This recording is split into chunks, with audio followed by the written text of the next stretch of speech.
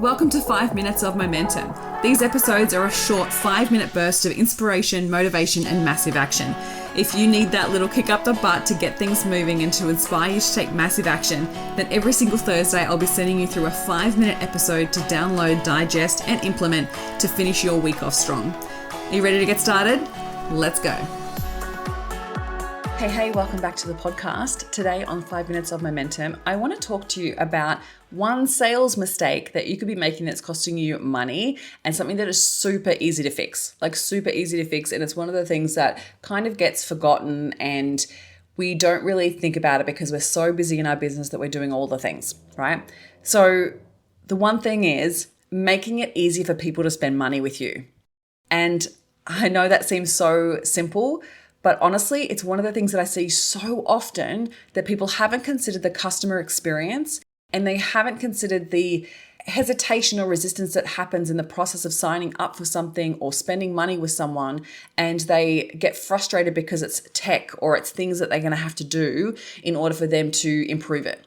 And I am saying it is so freaking worth you improving it because otherwise you're going to leave so much money on the table. So how do we go about doing this? First things first is putting yourself in the shoes of your ideal customer. So when you think about being the ideal customer, you want to look at your website, your social media, your link in bio, like all the places where people find opportunities to work with you, right? You want to act as if you are your ideal client, and I want you to put yourself in the headspace and be like, okay, I'm in the process of getting ready to buy from this person. And they're going to go look at everything and you're going to go click on all your links and just check them. Check them. And yes, you can get a team member to do this. But one of the things that I see is I had a client recently that didn't even have a specific service that she wanted to offer that she knew is the entry level for working with her. And we've spoken about it. She offers it already, but usually she has people call her first and send an inquiry form through a website. And then she suggests this service. And I'm like, you are putting too many steps in between someone saying, I want to work with you to here's my money.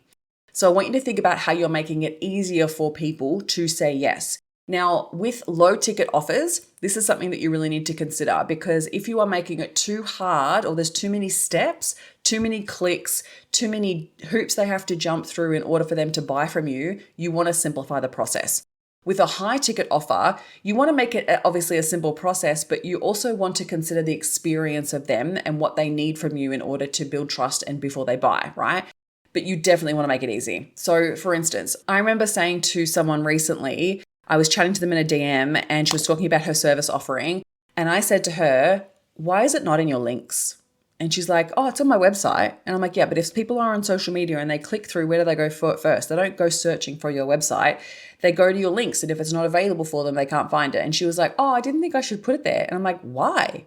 You should make it so accessible for everyone to spend money with you. So if you're not, you're making it much harder for them. So you want to think about how many steps, first and foremost, how many steps does it go from I'm interested in buying to here's my money? How many steps is that? You don't want to make it any more than 3.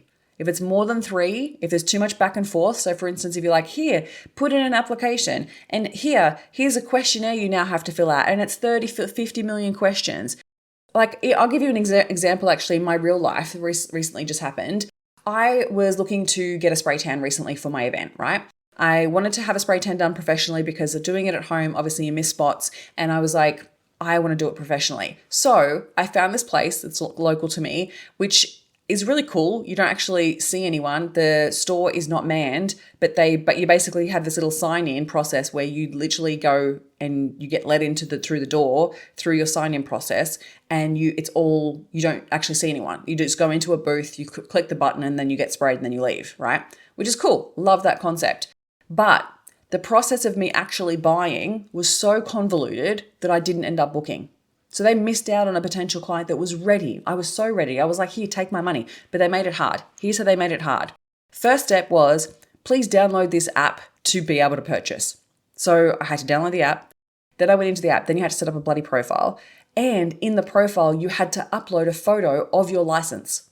Now, who is sitting on the couch or, wherever you buy stuff, who has their license on them? So the thought of getting up from the couch and going to get my license at 9 o'clock at night, I was like, oh, I'll do it tomorrow.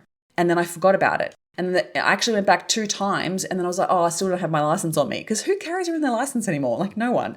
And so they missed out on a sale because they made it too hard, and they were trying to get people to do the onboarding before they purchased. Now, let me give you an example. If they had allowed me to sign up and pay first, then I would have been willing to go through the process of then putting up my license, right? Now, I understand the concept and why they need it. Like, I get that. But if you are arguing for the limitation of people to spend money with you, then you're missing the point. Make it easy to make the investment, then they're going to give you more information. So if they had been like, and it was enough steps as it was, download the app. Like if they had just let me book a time and pay, then everything else they asked me afterwards would have been fine because I was already fully invested.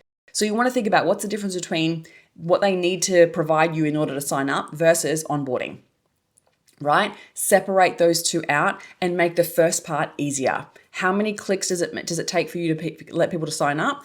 And what is the step in the process, and how easy is it for them to spend money with you? If you're making it too difficult, you're leaving so much money on the table.